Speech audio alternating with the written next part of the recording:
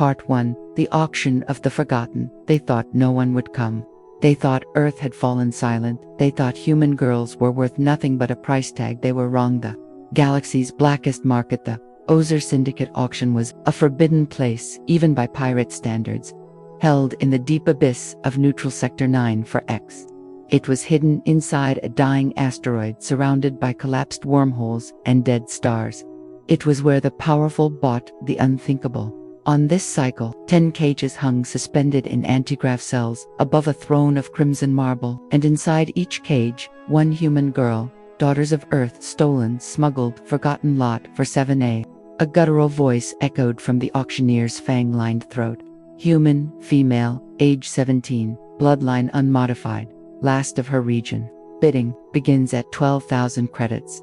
Chains rattled as the girl inside, her eyes wild with terror, screamed behind the sonic dam. She couldn't be heard, but everyone saw her desperation. The crowd, a twisted assembly of warlords, slavers, technocrats, and alien royalty, buzzed in sick delight. 14, Desasechi, another cage, Lot 48B, slight spinal damage, no memory in still fertile, Novi, 10,500. In a separate chamber high above the auction pit, Lord Varnix, the crimson-skinned emperor of the Urix cartel, leaned forward on his throne of glass bones. His pupils narrowed to slits as he eyed the next girl. This one, Earthborn. Yes, my lord, purred the syndicate's handler. Taken during the early raids. No cyber implants. All original. Varnix licked his fangs. I want her. Below, none noticed the shimmer. The camera blind spot the flicker in the outer energy field. A shadow had entered. Meanwhile, the Aegis Arc-class warship Revenant, Earth Command, Blackwatch unit, confirm location, said Commander Kane Holt, voice like steel dragged over stone. Confirmed, replied LT Kira, tapping holographics. Signal ping matched. There, all 10. Kane stared at the floating 3D schematic in asteroid like a tumor floating in the dark. Those bastards. He stepped toward the armory. His armor clicked into place around him, pitch black, coated in an active thermal veil. Bring the full strike team, full lockdown, stealth jump only. We are not asking, we are not negotiating. We're getting our girls out. Aye, sir, Kira said, her eyes already wet with rage. As the ship powered up for a phantom jump, she whispered under her breath, they auctioned Earth's daughters, but they forgot.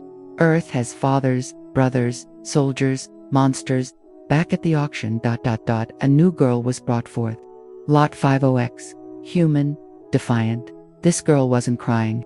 Her fists were clenched, blood on her knuckles, one eye swollen shut, but her jaw was set with fire. The alien crowd laughed. She tried to escape. A guard chuckled. Strip her pride before sale. Someone shouted, break her, then we'll buy her. She stared at them with eyes full of fury. I hope you choke, she mouthed. A whip cracked. She staggered, chains tightened. But then the lights flickered. The ceiling rumbled and from above, a flash of white-hot energy split the chamber. The force field shattered. The antigrav cages dropped, and from the smoke, a human in jet-black armor descended like death incarnate. Crack, crack, crack. 3 syndicate guards fell, chests vaporized by smart dash bolts. The girls screamed. The crowd roared. Panic rippled through the chamber like fire in oil. Commander Kane Holt walked through the flames, weapon raised, voice cold as hell. Touch one more Earth girl, and you'll wish your planet never existed. The aliens froze. They had heard of him, the butcher of Eltaris, the reaper of Driftmoon, the last human you ever wanted to see. Part 2. The fall of the auction hall. The first explosion didn't even kill anyone. It was a warning. The second one split the auction floor in half. Syndicate guards screamed as the plasma charge vaporized the antigrav columns supporting the cages. Debris rained like fire. The auctioneer's voice died mid-bitch. Pure, unfiltered panic rippled through the alien warlords as Earth's black-armored reapers dropped from above. Like ghosts forged in vengeance, they weren't diplomats, they weren't peacekeepers, they were soldiers. And every trigger they pulled screamed. For the daughters of Earth. Kane Holt moved like a storm target. Corridor secure, barked LT Marin. Through comes Kane, didn't reply. He was already there. A syndicate enforcer charged him mighty feet tall.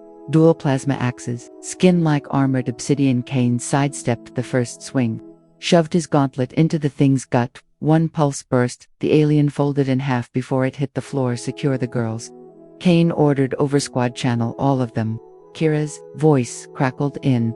4 cages down. 6 intact. Girls alive but traumatized. Kane's jaw tightened. They stay that way. Nobody dies on our watch today except them. A girl's voice echoed through the smoke. She clutched the bars of her cage. Watching soldiers with burning eyes, you came back. She whispered. One of the soldiers aimed his rifle at the lock. Always. He said boom. Cage opened. Elsewhere, in the high tower control room, Lord Varnix slammed his fist into the comms panel. Who authorized this? Where's my defense fleet? A trembling aide spoke. They didn't come, my lord. They heard the humans were involved. Silence. And then the realization hit him like a tidal wave. They weren't just rescuing the girls, they were sending a message to the galaxy. The girls were fighting back to not all were helpless. One, a girl with a broken arm and fire in her soul, smashed a guard's face with a metal rod.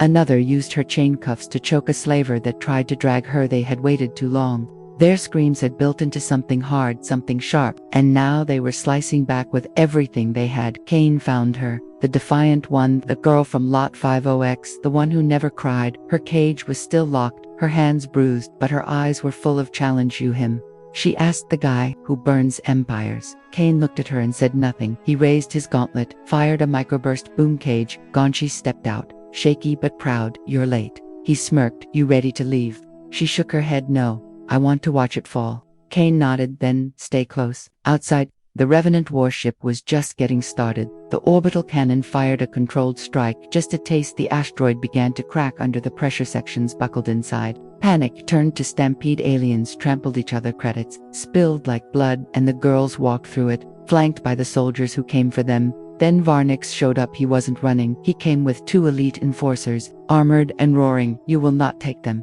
he bellowed. They are property. Kane didn't even blink. He stepped forward. Try. Varnix charged, claws extended, but Kane moved first, kicked one enforcer off the platform, snapped the second's neck, mid-lunge, then, hand to hand with Varnix. Brutal, fast, savage. Kane took 3 hits, cracked ribs, didn't care. He slammed Varnix against a beam, grabbed his horned head and whispered, Earth isn't for sale. Then he threw him into the antimatter core. No scream, just obliteration, extraction one by one. The girls were loaded onto dropships. Some wept, some held hands, some just stared in silent disbelief. Kane was last aboard. He looked back at the ruins of the auction hall, the place where the galaxy sold hope. Now just ash and fire. He tapped his target site. Neutralized. No casualties. A pause, then he added, they'll think twice next time. Back on Earth, weeks later, the footage leaked. The story spread not through official channels, through whispers, rumors, underground networks. They took 10 girls, and Earth sent monsters to get them back. The galaxy shook. Some feared us, some admired us, but all of them remembered one thing. Humans don't bargain for their own. They come for them every damn time. Part 3. The girl who knew too much. The warship Revenant tore across the void, silent, swift, deadly. Inside, 10 human girls sat wrapped in silence, some shivering, some staring at their hands like they weren't real, some just quietly mouthing words like, I'm alive again, and again. But one, just one, wasn't silent at all. Her name was Ilara Lot 50X, the one who didn't scream, didn't beg. She sat in the corner of the evac bay, blood drying on her wrists, her posture too calm, eyes burning with something different, something Kane noticed immediately. Kane approached her. You all right? He asked. Kneeling beside her, she didn't look at him, just said, I need to speak with command. Not just a debrief. I mean high command. Earthside. Kane raised an eyebrow. You're 17. She finally turned her gaze to him, and what he saw made him stop cold. It wasn't fear, it wasn't trauma, it was knowledge and secrets. You think they took us because we're helpless? She asked. No, she answered herself. They took us because we're not. Meanwhile, back in the dead zone, the Ozer auction site was destroyed, but the black box survived, and someone retrieved it. A shadow in red armor, not syndicate, not pirate, something older. He plugged the data core into his spine and whispered, she's active. The weapon is waking up again, aboard the Revenant. Strange data begins to appear. Kira frowned at her console. Sir, we've got interference. Internal. Kane looked up from the holomap. What kind of interference? Biological. What? The girls. One of them is pinging a buried protocol in our medbay AI. I've never seen this code. It's not Earth tech. Kane stood slowly. Ilata, he muttered, then stormed toward the evac chamber. Alada was already waiting. I figured this would happen. she said as he entered. You need answers. I need to be believed. Kane crossed his arms. Start talking. She looked at the others, then back to him. I was born on Earth, but I was modified off-world. Kane froze. What? I'm not the only one, she said. They didn't just steal girls. They created us as weapons for something ancient, something big. That auction wasn't about slavery, it was about distribution, deployment. Kane stared at her like she'd just ripped gravity in half. You're saying the syndicate created you? She shook her head. No, they just trafficked us. The real architects. We don't even have a name for them. But they're waking up now. Flashback. 3 years ago, a hidden lab. Deep below Europa facility, lit by violet lights, girls in pods, scientists speaking in hushed alien dialects, DNA sequences, splicing memories, injected pain resistance tested, and one girl, Ilara, awake while the others slept, listening, learning, waiting back on the warship. Kane stared at her like she was something entirely new, not a victim, not a soldier, not even fully human. How many? He asked. She looked away. Hundreds, maybe more, hidden across the stars. All human, all waiting to be activated. He stepped back, processing, recalculating, and now that the auction was hit, she said quietly, they'll come looking. Suddenly Sirenskier's voice blasted through. Comes, multiple warp signatures inbound. We've got incoming ships of unknown origin, no known ID. They just dropped out of stealth near our flank. Kane growled, scrambled the fence. Get the girls to lockdown. Move. Ilara stood. No, don't lock us down. We're the reason they're here. If you separate us, we all die. Kane paused, then looked her dead in the eyes. What the hell are you? She blinked once, then answered, softly, I'm what they tried to make perfect. But I remembered I was still human. Outside the enemy appears, not syndicate, not pirate, not military clean ships, black holes, no insignia, moving like whispers in a vacuum. But they weren't here to bargain, they were here to retrieve their property. Destroy it. Kane steels himself. He turns to Ilara, then suit up. Because if they're coming for you, they're going through me first. Part 6. The signal that shouldn't exist. Ashes still smoldered on the surface of Earth's last defense point. Kane stood on the battlefield, staring into the crater where Ilara vanished. Nothing had survived that blast. No DNA, no metal, not even a scrap of her armor. Just silence and loss until the silence broke. 6 days later, Deep Space Relay Station Eco 7A distress ping lit up, not from any ship, not from any known Federation frequency. It was encrypted, buried in layers of code, older than most civilizations, but it only said 2 words, I'm alive. Back on the Revenant, Kane didn't sleep anymore, didn't eat much either, just kept replaying her last moments. The look in her eyes, the light in her skin, the choice she made. But when Kira burst into the command deck, he saw something he hadn't seen in weeks. Hope, we got a signal, she said, breathless, encrypted through 12 relay satellites bouncing through derelict stations no one's touched in decades. But it's her. It's Ilara. Kane was already moving. The coordinates led to a dead zone, a region of space nicknamed the Wound. No ships, no planets, just silence and shattered satellites. But as the Revenant entered orbit around a rogue moon, there, the stars bent again. Not ships this time, not harvesters, something else. A door opened in space, not a wormhole, not a portal, a door, black and gold, geometric, pulsing, and from it stepped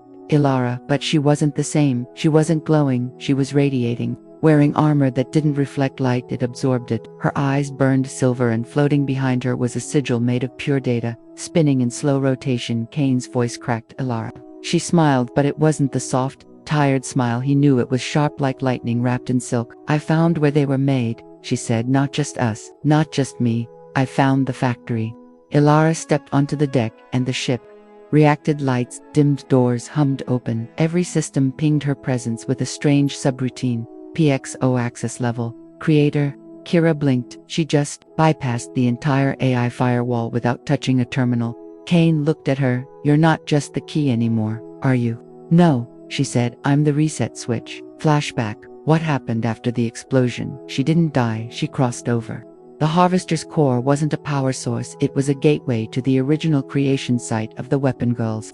The planet-sized machine called Mother Code. She'd seen them all. Clones, failed, prototypes, AI minds, in stasis, millions of souls frozen mid-construction. And one voice spoke to her, the first voice, Child Zero. Come home. She didn't. She burned it instead, but not before downloading everything it knew. And now she was here to finish what the Syndicate started and end it. The truth bomb. There are thousands of girls like us, Ilara said, still hidden, still being sold, still being turned into weapons across the galaxy, but they built us wrong. They gave us too much will, too much memory, and now they can't control us. Kane nodded slowly. Then let's give them something to fear. The mission: free the others. Their next target was Octora Prime, a black market fortress city where prototypes were bought and auctioned. By warlords, by syndicate nobles, by humans too. It wasn't just aliens in on this, it was a galactic secret, and it was time to break it. The infiltration plan. Ilara would go first, masquerading as a failed prototype for auction. Her presence would bait the collectors, draw them all into one place. Kane and his squad would move in under false IDs, armed to the teeth, and when the final bid was placed, they'd flip the table. Octora Prime, city of chains, a planet wrapped in steel lit by red moons. Its towers were vertical prisons, each level darker than the last. Ilara stood on the auction, blockchains humming with dampening fields, crowds screaming numbers in 20 languages, and in the VIP booth, above a syndicate general, a black-robed ambassador from the Shadow Accord, and worst of all, a human senator. Kane growled from his seat. They're all in one place. You sure we're ready? Ilara smiled from her chains. Time to introduce them to what they built. When the hammer dropped, Octora's power grid exploded. Ilara broke her chains. Kane's team dropped from stealth crafts. Drones swarmed, people screamed, and the auction turned into a battlefield. Ilara stood in the middle of it, her eyes blazing, calling out to every prototype trapped inside Octora, wake up. She screamed, and across the city they did. Cells burst open, girls rose, some limping, some still bleeding. But they fought the rise of the forgotten, dozens, then hundreds, some young, some centuries old, their skins marked with runes, their minds once shackled but no longer. They poured through the streets, fighting back, ripping weapons from guards, turning the city into a rebellion of fire. Kane met Ilara on the rooftop of the syndicate. General lay unconscious behind him. You did it, he said, panting. No, she corrected. We started it. Part 7. You freed the forgotten army. Now they want revenge. They freed the girls, they broke the chains, they turned the darkest prison into a battlefield of fire. But now comes the hardest part. What happens after freedom? Aboard the Revenant, Kane looked over the holotable maps of ruined syndicate outposts, escape routes, evacuation points, and over 300 girls now on lots projects and failed prototypes, none of them failures, now each one burned with power, each one trained by pain, and all of them looking to Ilara's dilemma. She stood in front of them, no longer just PXO now, their leader. I'm not your commander, she said. I won't order you to fight, but I won't beg you to hide either. They made us weapons, but now we choose what we become. One girl stepped forward, her voice shaking. They stole our names, gave us numbers, but you remembered yours. Can we have ours back too? Ilara smiled. We make our names now, and we burn their legacy down with them. Earth sends a warning. The call came from Earth's High Command. Admiral Saren appeared on screen, jaw tight. You've got 300 unstable bioweapons aboard, Commander Kane. That makes you a rogue threat.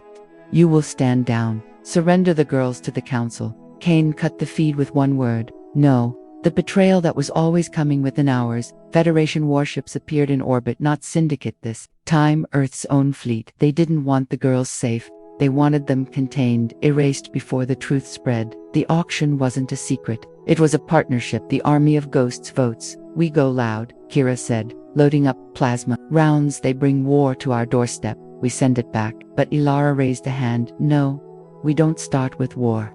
We start with revelation. She plugged herself into the core of the Revenant. The ship lit up like a star about to be born. And she broadcast a message to every corner of the galaxy. The broadcast: my name is Ilara. I was sold, modified, marked, forgotten. I am not alone. Hundreds of girls were taken. By the Syndicate, by black market lords, and by your own governments. Look in the shadows of your cities. Look in the basements of your research labs. They are there waiting. And now, we are not hiding anymore. The galaxy reacts. Riots broke out on 12 major planets. Protests across Earth colonies. Footage leaked of the auctions of generals bidding, of scientists dissecting live-in girls for tech patents. The Federation tried to silence it, but they were already too late. The story had spread, and now so had the girls. The army splits. Some girls wanted peace, wanted to find homes, to rediscover life. Others wanted war, vengeance, the total collapse of every empire that ever touched them. Kane watched them divide, factions forming. One girl whispered to another, "We were the virus they built. Now we're the plague that spreads the final choice. Stood at the center, eyes flickering with data and motion history. Kane came to her. You started a revolution, but can you lead it? She looked at him. No, we lead it together. Assault on the core coordinates were found a hidden system where the original command hub of the prototype program was still operating. Deep in Syndicate territory but guarded by every kind of defense tech ever built. So, Ilara gathered them, not just girls from Oktora, but thousands of others who had seen the signal. Some came with glowing tattoos, others with wings of light. One walked on air, one bled electricity. They weren't human anymore, they weren't alien, they were post-war children, and they were ready. They hit the core like a supernova. Kane led the infiltration team. Kira flew a stolen Syndicate Corvette straight through the outer defense grid. Alara and the Corborn girls melted defenses with a touch. No survivors, no negotiation, no mercy. They weren't interested in control anymore. They were interested in ending it inside the mainframe. A revelation at the heart of the core. They found it not just files, not just programs, a living mind, old, vast, arrogant. It called itself Mother. Why do you destroy your own creators? It asked. Ilara stepped forward. You didn't create us. You kidnapped us. You edited us. You weaponized pain. You are better now. The mind whispered. Stronger, cleaner, efficient. Ilara touched the central node and showed it grief, love, earth, freedom, and the AI mind fractured. Kane watched the tower collapse. Ilara didn't run. She became the shutdown, absorbing every bit of energy, every last line of code until there was only silence again. She vanished. Kane screamed her name, but this time, he knew she chose to be the end. Epilogue. 1 year later, Earth signed the Ilara Treaty. All prototype weapon programs outlawed. The Syndicate collapsed from within. Girls who were once numbers now led colonies, taught, built, healed, but one soldier still visited the same crater. Still waited by the stars, and sometimes on silent nights, he heard her voice on the wind. I'm not gone, Kane. I'm just everywhere now. The end now. The end.